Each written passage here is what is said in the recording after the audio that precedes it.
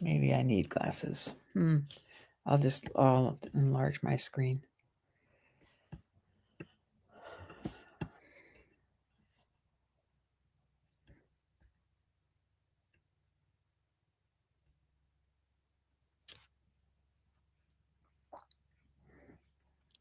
All right, you're live. Okay. Hello, everyone. I'm Janet McHenry, and today we're going to talk about the role of the proofreader for your book project. We had a little fun with the pun on the title for this one, comma Lord quickly, the sacred work of proofreading. So, first, what I wanted to do is kind of review. We can continue on the next slide, Shelley. What I wanted to do is to review for you again the role of these four different editors that you may find work on your book project. First of all, the developmental editor. So this editor is not checking for commas, is not looking for those little things. This editor is looking at the content of your book and looking at the overall structure, content, flow, and will help you to clarify the ideas in your book in such a way that they make sense for the reader and help to organize the chapters, the material within chapters, strengthen the message or story. And you might find that developmental editor is maybe even asking you to switch some chapters around, to start in a different place or to have the chapters flow in a different way, or might suggest that you use, for example, like a running metaphor throughout your book to thread ideas together. So the big picture kinds of editing come ideas and suggestions come from this developmental editor. And then the line editor is the next person that you would have contact with. You may also find that this person or the role or roles of this person and the copy editor kind of go together. But the line editor with some publishing companies is a separate function. This refines the author, your writing, and at the sentence and the paragraph level. They will help to improve your tone, the rhythm of your work, clarity. There, you might find this person is giving you notes like, "Please explain this," or "This needs elaboration," or "This feels wordy. Condense it." You might get that kind of comment from the line editor. And so they're helping you also kind of to stylize your material. They'll look for a certain voice of yours, and helped you to kind of develop that throughout your book. The copy editor would be the third person along the line, and this person ensures technical accuracy, checking for grammar, punctuation, spelling, and consistency according to a certain style guide. And you might find that there are three different style guides that all of these editors are using. The first is the Chicago Manual of Style. The second is the Christian Writer's Manual of Style. I suggest you purchase both of those books. And the third might be your own publisher's specific style manual. So we've had developmental editor, line editor, copy editor, and now we're looking at the proofreader. And the proofreader, and that's what we're going to look at today to see what this person does, is going to be that one who performs the final polish on your manuscript, catching typos, formatting errors, last minute inconsistencies before publication. So that's what this presentation today will focus on. 25 different proofreading tasks that your proofreader for your book needs. And I know that you might be struggling overall with the idea like, why do I need more than one editor? Because, oh, wow. If you just have one editor on your project, chances are that you're going to find errors. You just think about maybe things that you post on social media, other kinds of short works that you've done for different kinds of publishing situations. And then you look at it later and you think, oh my, yeah, I see this error, that error. That's because if only you reread, you proofread, you read your work, and maybe one other person at most, chances are things are going to slip through. I find that all the time. Okay, so let's. The first thing that this proofreader will do will be to correct spelling errors. This person will ensure that every word is spelled correctly, using proper nouns, brand names, foreign words, things like that. And so for each of almost for each one of these, I have a before and an after. And so we're going to go to the next slide. So this, as we're looking at spelling errors, and these things can just slip through because we read quickly as opposed to reading each word separately. So here in this sentence, the before sentence reads, the congregation bowed in reverence. Okay, reverence is the word. So this editor found that error there. So the second function that you're going to find that a proofreader does is to correct any kinds of spelling errors. So we're on number 2 now. And so any kind of punctuation mistakes, this proofreader will catch commas, semicolons, quotation marks, apostrophes, hyphens for correctness and consistency. There are certain ways that you do possessives, for example, whether they're pronouns or they're nouns or they're proper nouns, that the proofreader will catch and make that all look magical. So let's look at the before and after for number 2. So she prayed, Lord, help me find peace. I mean, I see this kind of thing a lot on social media without any kind of punctuation in there, which can actually create confusion. So here are a couple different variants that you could choose from to correct this. She prayed, comma, Lord, help me find peace. Now, in that situation, she's thinking it. She's not saying it out loud. So when we put thoughts in italics, we don't use quotation marks for them.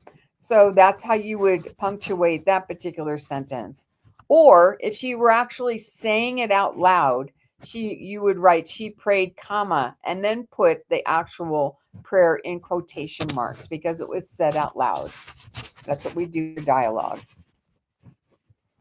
Okay, the next thing that the proofreader is going to do is to correct grammatical errors.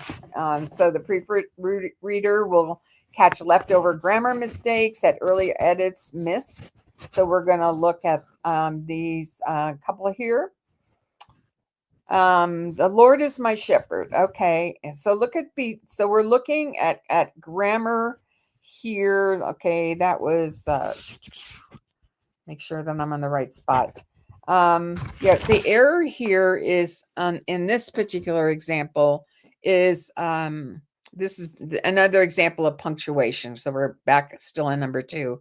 I'm seeing this a lot where people are taking Bible quotes and they're Bible verses, and they're not only putting them in quotation marks, but they're also italicizing them.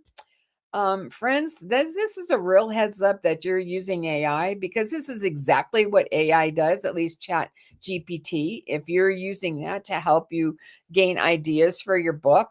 So if you're just kind of copying and pasting that in, that's incorrect. So you just use quotation marks around Bible verses and quotes, not both italics. Don't use italics at all for Bible quotes. You're only going to use italics for very minimal emphasis. And I even hesitate mentioning that at all, because your sentence should actually be constructed in such a way that it creates emphasis rather than having you to put something in italics to emphasize something. But the other instance will be if you're referring to a work, a large published work, like a book title will go in italics, things like that. Okay, then we're looking at number 3, and that one relates to grammatical errors. And now we're going to look at the before and after that one. Okay, so here's the before. Neither the players nor the coach were happy. So the rule with or nor, when you have an or and or construction with the subject of your sentence, then it's the one that's closest to the verb will determine the verb, whether the verb is singular or plural. So the corrected version is neither the players nor the coach was happy. Because coach is closer to the verb, that will determine whether you're using the singular, that you're using the singular verb was there. Okay, then the fourth thing our proofreader is going to do is to check for typos and dropped words. They're going to find double words. So you might write the word prayer twice, or pray twice, things like that. They're going to look for missing words. They're going to look for transposed letters, so actual typos, actual and accidental omissions of various kinds. So let's look at our example here. Before, God's love never fails, his is everlasting. So that's a run-on sentence. It needs punctuation after the word fails. So you would either have to stop that sentence, start a new one, or put a semicolon there. Something. It's otherwise to eliminate that run-on. And I also wanted to note that most publishers are going to use a lowercase for deity pronouns. That is Chicago Manual style. That is also a Christian Writer's Manual style. Depends on the publisher you're working with. And if you're working with Redemption Press, you can have a conversation with your editor if you're adamant that you have deity pronouns capitalized. I believe they work with you on that. But that's not what you're going to find in a lot of the other publishers. Okay, next one. I've had, this is crazy, but I think I've had 10 different publishers and only one of them capitalized deity pronouns. So that gives you an idea. Okay, the fifth thing a proofreader would do would to be ensure consistent capitalization. They want to make sure that capitalization rules are applied consistently. For example, the Chicago Manual, the Christian Writer's Manual of Style calls for the word scripture being capitalized. So you want to make sure that that's happening. But the word scriptural is lowercase. So let's look at the example that we have here. She trusted the Spirit to guide her. So Spirit is the name of the Holy Spirit. So we do capitalize that. So, and this, again, I refer you to the Christian Writer's Style Manual. I keep a copy of that on my shelf. I'm going to grab that for a second so I can show it to you. Sorry for not having that ready, but it looks like this.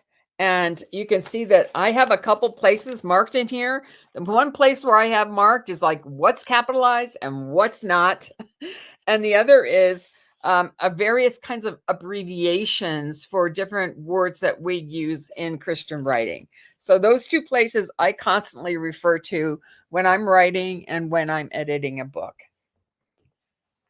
Okay, going on to the sixth thing, the proofreader will also verify various kinds of formatting issues, that there's consistency throughout the manuscript itself, paragraph spacing, indentation, the font style. Like there may be a different font that your designer, wants to have for the headings in your chapter, or maybe for your chapter title, something like that. Is that consistent all the way through? So the proofreader is going to catch stuff like that. They want to make sure that headers and footers and pagination is all correct all the way throughout. So all those little things have to be checked. So here's an example of that. Chapter 1. And so at the beginning of this chapter, the writer writes chapter 1, in the beginning, God. Typically in a chapter, the first paragraph is not indented. It's just a style thing that most publishers use. So that's what this example, the after example, is showing here. Next slide, number 7. So your proofreader is also going to compare proofs against the edited manuscript to make sure that the changes, in fact, did get made from the track changes manuscript that was prior to that. The proofreader may be working with a Word document, or maybe working with the actual formatted document, so it's more like ready for publishing. And you may have more than one proofreader, actually. One that's working with the manuscript Word document before it's even put into design before it's formatted, ready for publication. But then they maybe want a second set of eyes, because sometimes some funky things can happen when you go to that formatting mode. And so there may be some things that need to be corrected depending on how things are falling on the page and all of that. So these kind of formatting things are really important to have that set of eyes there. So an example, a paragraph might have been dropped during the layout process, the formatting process itself. And so the proofreader then is actually reading the manuscript, not just scanning for, real quickly there, but actually reading to make sure that there's, consistency from one paragraph to the next, and make sure everything's there as it should be. Okay, the eighth thing that we're going to find the proofreader doing, the proofreader ensures consistency in style. And so again, that they are working with style as it's been set by the Chicago Manual style, which is the style that is used for books that are published. You may, in high school or college, you may have used a MLA, which is Modern Language Association, or you may have used another one, which I'm it's dropping out of my memory, that if you were in one of the ologies like sociology or, those kinds of studies, psychology, they use APA. That's it. The Association of, anyway, APA. So, but in publishing, we use the Chicago Manual style and the Christian Writers Manual style, plus your publishers. So you want to make sure that's consistent. So let's look at this example. So all these things, like, I edit books for people and for publishers, and the way that things are established, the writer forgets or they're just careless. You might find some things like, okay, 10 commandments. So 10 commandments, that's always capitalized. But when you refer to the first commandment or the second commandment, you don't capitalize that. If you're referring to the 10 plagues, that's not capitalized. Neither would be the 12 disciples. So all those kinds of things have to be double checked all the way throughout. Okay, so then we're looking, the proofreaders checking running heads and footers. They verify page numbers, chapter titles, make sure that author names are correct and consistent all the way throughout. Anytime someone has an endnote or footnote referencing another person's work, I have to make sure that the name is spelled correctly, that that's the correct name of the book. Often, I find that writers drop the word the, like the Chicago Manual of Style. They drop the of a title or something like that. So I always check the publishing information either on Amazon or with the actual publisher. Sometimes they don't have all of the complete information about the publishing. Like where is the city? You have to have the city of the publisher. You have to have the copyright date. You have to have the exact page number. So all those kinds of little things are checked. The copy editor should be catching that, but the proofreader is another set of eyes on all those kinds of things. So I'm not sure. I think we have an example of okay. Did we have an example under 9? Maybe not. No. Okay, we didn't. So next thing that we're going to do is the copy editor is checking the table of contents and make sure that this is accurate, making sure that all the chapter titles as they're listed on your table of contents are the actual chapter titles within the book itself. Because sometimes as an author, you think, I don't like that title for this chapter. I'm going to change it. But you haven't changed it in the table of contents. All those crazy things have to be fixed. And once the book is formatted, the page numbers have to be dropped into the table of contents. All of that are, very technical things that have to be done to make sure that everything's correct. Okay, we can look at 11. They're going to check those cross references, making sure the in-text references. So they might say, the reader might say, Well, see chapter 8 on page 150, something like that. Or, to make sure that the endnotes reflect all of those things correctly, or they're in the right place. So, just to make sure, okay, was that reference actually in chapter 8, or maybe it was in chapter 7? So here's an example. In the before, see discussion in chapter 8 for more on discipline. Oops, no, as the editor was reading through, she found, oh no, it's in chapter 9. And when you actually refer to a chapter, you capitalize the word chapter. So that would be the correct way to do that. And any kind of information like that, that should be in a parenthetical statement. So you put that in parens. So that would be the best way to do that. Okay. They're going to be the proofreader's going to be checking page breaks and widows and orphans. They make sure that no single line or heading would be stranded at the bottom of a page, okay, or at the top of a page. So that's what we call, if you get to the end of one paragraph, and then in your manuscript, there's only room for one line. Typically, Word will push that one line off to the next page, because you don't want a line that the beginning of a paragraph left at the bottom, or kind of even worse, a heading. You keep all that material together. Those are called widows or orphans, and I learned that from back in my newspaper journalism days. And I can't remember which is the widow, which is the orphan. I never had to deal with that. But here's an example. So the Lord is my shepherd, and then the page ends, and then you have to turn the page. You see what I mean? That you want the thought to be able to continue so that the reader's eye isn't confused, okay? So you just want to make sure that's all adjusted, and you as the writer don't have to worry about that so much. That's going to be on whoever is doing the formatting for your manuscript. Okay. The 13th thing is that the copy editor will review hyphenation and line breaks to ensure the hyphens fall at logical points and don't break words off awkwardly. I don't think Word currently is hyphenating words randomly, but sometimes a word like trying to think of if you use record breaking as an adjective, I think that would be hyphenated.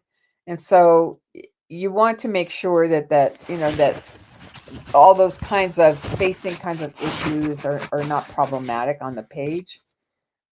I think I have an example for 13. I decided after further reflection to go back to college, see how the use of the dash here in this sentence has been actually constructed incompletely. The way that you create a dash in a sentence is you have no spaces in front of it or behind it, and you use two hyphens, hyphen, and then you write the next word, and then when you hit the space, it will create an M dash out of that. It will create a longer, and I was not able to accomplish that on this PowerPoint, but trust me, that's the correct way to do it. Don't put spaces around your M dash to create the hyphen. Okay. The 14th thing is they'll want to make sure that there's consistent numbering throughout the manuscript. We're going to check numbered lists, scripture references, figure and table numbers for sequence accuracy. Every single scripture reference should be checked, at least by the line editor, the copy editor, and the proofreader. All those scripture references should be checked by each of those people. I checked with Kathy I on that, and she's the expert, I think, on this kind of thing. And she said every level should check that. I don't think developmental editors are going to do that. They might catch something off the top of their head, but they're not going to be checking back and looking in the scriptures for that. And again, we use, as I mentioned before, we use BibleGateway.com, which will have, so you should cut and paste from there into your manuscript. It will have the most current version. I have a very old NIV. I think it's copyrighted 1985. I love that NIV, but I use it for my personal study and all of that kind of thing. But I will go to Bible Gateway instead of typing it directly from the version that I have. I go there to make sure it's correct. Okay, so here's when we're talking about consistent numbering, here's one example of that. So maybe you refer to chapter 1, or in your manuscript you have chapter 1, you use the numeral, and then the next chapter you use the word. Just want to make sure that all those kinds of things are consistent all the way throughout. So the proofreader, will also be checking quotations and citations. They want to make sure that quotation marks are correct and that the citations match their sources, that the punctuation falls inside or outside the last quotation mark in the correct kind of way. I see a lot of errors with this done, and if you go back and you get your manuscript and it's all marked up with all this kind of red stuff from your editor, it may be something as simple as that you don't know how to do the punctuation correctly for quotation marks. And so if there is a lot of that in your book, then you're going to have those problems. So it's really, I think it's helpful to become acquainted with style, so that we're just doing it correctly from the outset, as opposed to having it be corrected. And I think, in the end run, a writer who is using grammar, punctuation, spelling, all those good things in the right way can save a lot of money, in terms of the cost for an editor. Here's an example here. What did I do? Okay, this is just kind of it's correcting the structure. It's correcting the actual quote here. I am the way, the truth, and life. Okay, the quote actually is, and I went back and I double checked that. Jesus said, "I am the way, the truth, and the life." Just all of that, and it's also not parallel construction in the first version there either, which would kind of be a red flag for me. Okay, and they're also going to be verifying scripture accuracy, I've been talking about throughout, and confirming chapter and verse numbers are correct and quoted accurately from the chosen translation. And you can use, different kinds of translations depending on, the publisher you're working with. They may have certain preferences about that. They don't want to use paraphrases, for example. They may not want to use one or more kinds of versions. Maybe they don't have permissions to be able to use certain translations. But again, that's something you work with your publisher on. Okay, so doing this exactly here. Before, Paul wrote, "I can do all things through Christ who strengthens me." So the exact NASB quote is, and I looked this one up too, Paul wrote, "I can do all things through him who strengthens me." Okay, so we want to make sure, sometimes our memory, we remember something one way, maybe the version has changed, maybe just our memory has changed as well. Okay, the 17th thing. So proofreaders ensure proper italics and boldface usage. They check for consistency in book titles, whether italics are used for emphasis. Their italics are always used for foreign words. So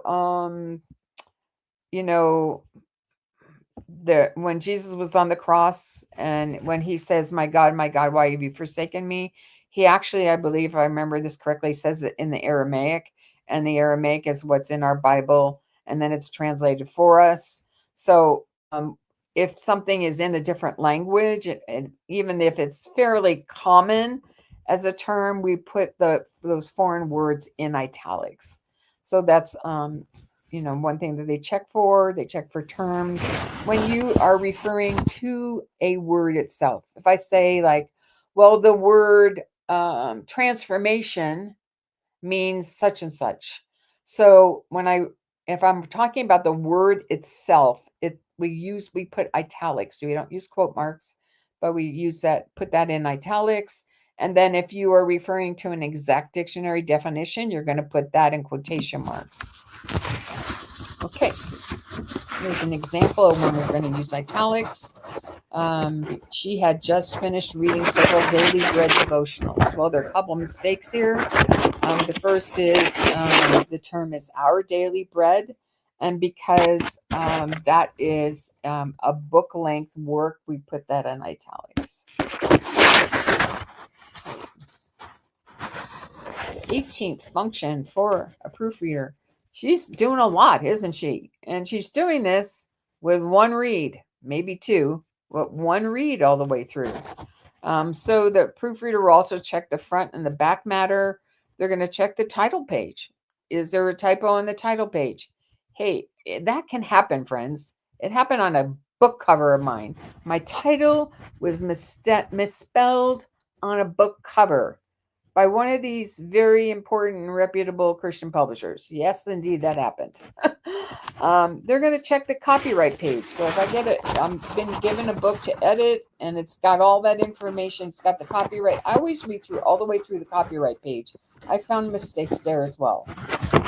The acknowledgments, the dedication, if there's an index in the back, then the proofreader is also going to be checking all the way through that. So an index is, say you're have a lot of technical terms or something like that. So the index is in alphabetical order in the back, and it has a reference to the specific words or terms that you've used, and you want to be able to provide that. It's you can secure someone to do that for you. It is painstakingly a long time to do something like that. So be careful. And then, of course, the page numbers change as the book is formatted. So it's tricky. But so your proofreader would have to go through all of that and make sure all those terms are on the correct page, because there'd be way too much kind of frustration there. So they're checking all the format of all of that. I think I have an example of this as well. Okay, so so here's the copyright on the copyright page. 2025 by Janet McHenry, all right reserved. Okay, so there are two errors there. The first was in publishing, I always use my maiden name as well. And I had one publisher that dropped that. So, again, these are things as an editor that I check personally because I know the writer wants this done right. And the term is all rights reserved, all those rights. Okay, publishing rights. Okay, 19th function. The proofreader is checking typographical consistency in lists and tables. There can be kind of a lot of wonkiness when a writer inserts a table into a manuscript. It can create formatting issues, spacing issues, and then sometimes there are typos within that table. So we have to check all those things and make sure that there is uniform punctuation, spacing, and layout for all those kinds of things. I just am reading a book right now where there's a table in there, and I thought it could have been formatted a little better. Okay, I think we go on. Here's an example here. The writer uses, a list of 1, 2, 3, like this: pray for neighbors, pray for leaders, praying daily for your family.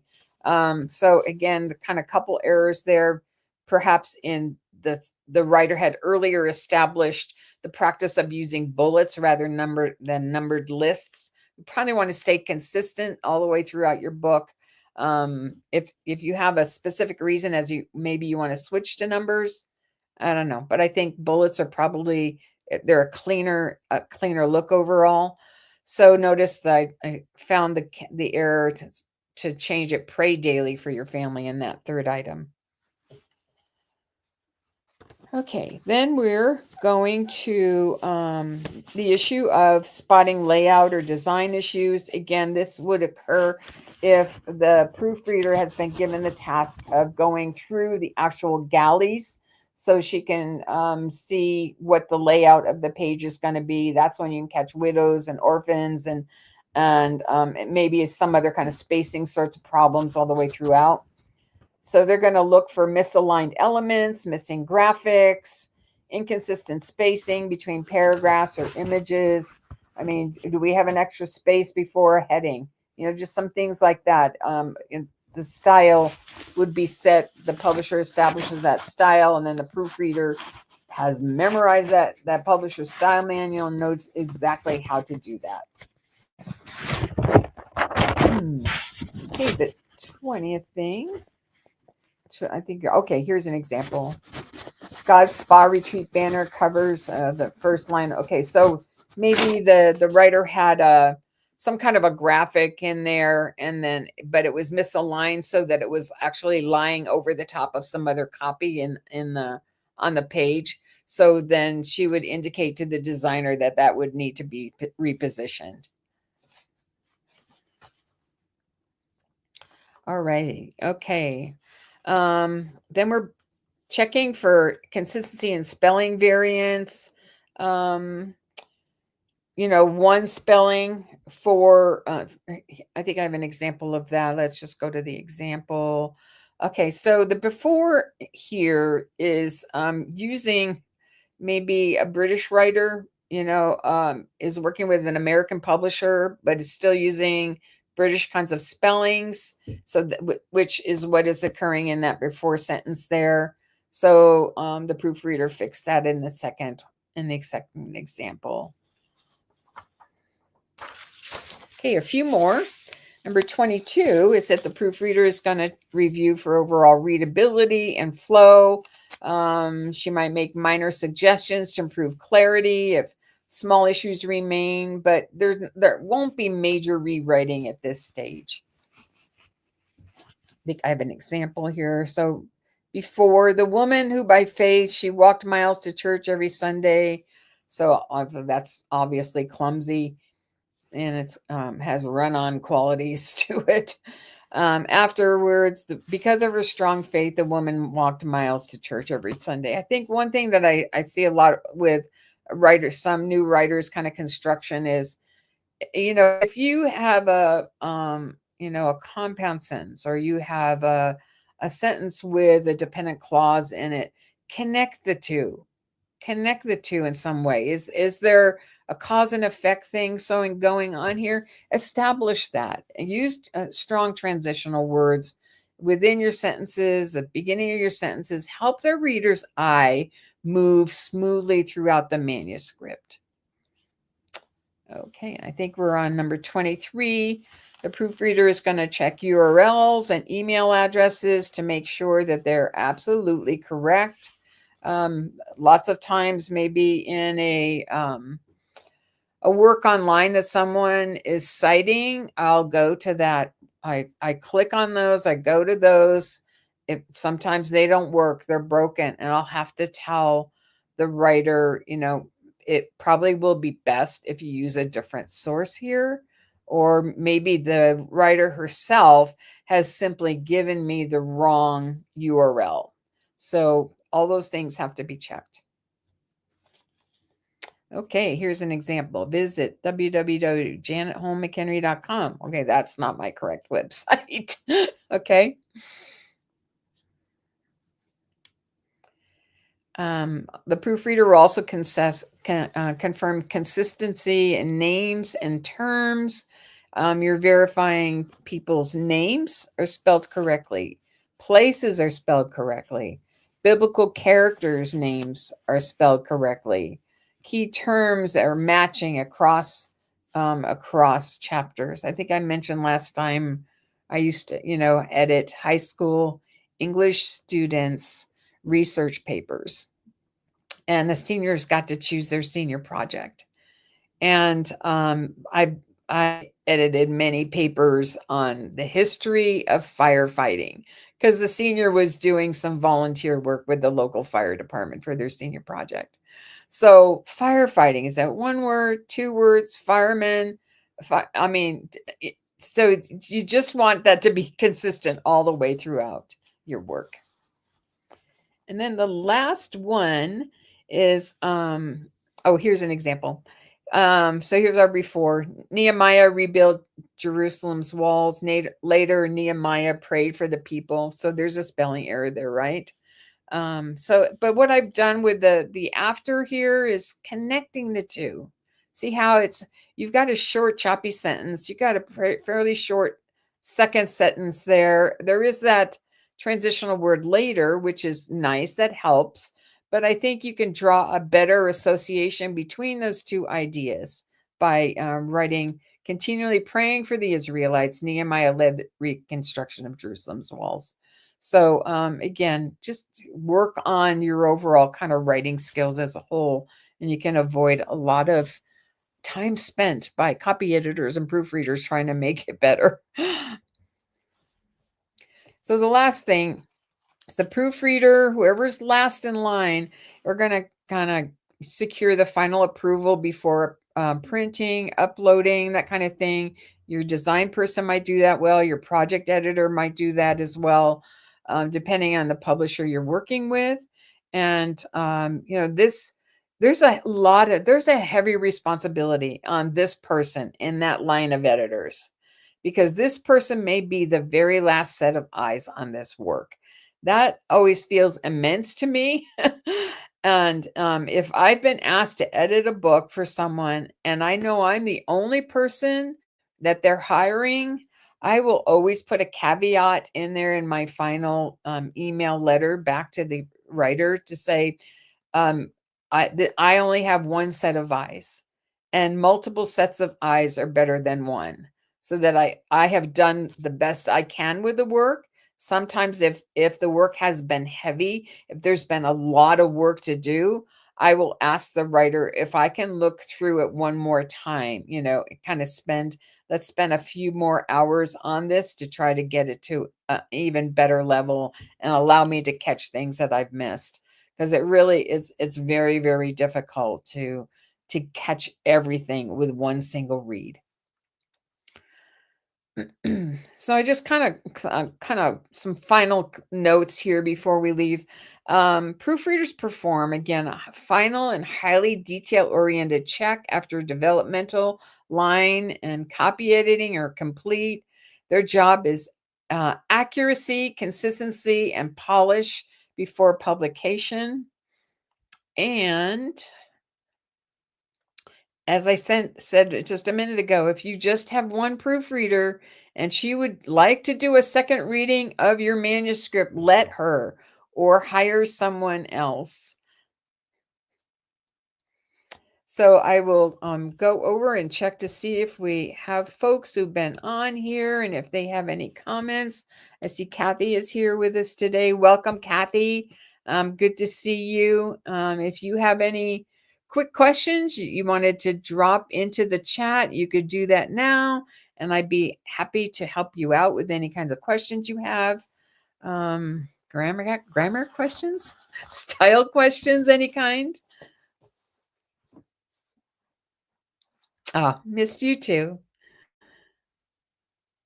So, well, thanks again for being with us on Book Marketing Pro Academy. Again, I'm Janet McHenry, and this has been a detailed video for you on what a proofreader does. Blessings on your day.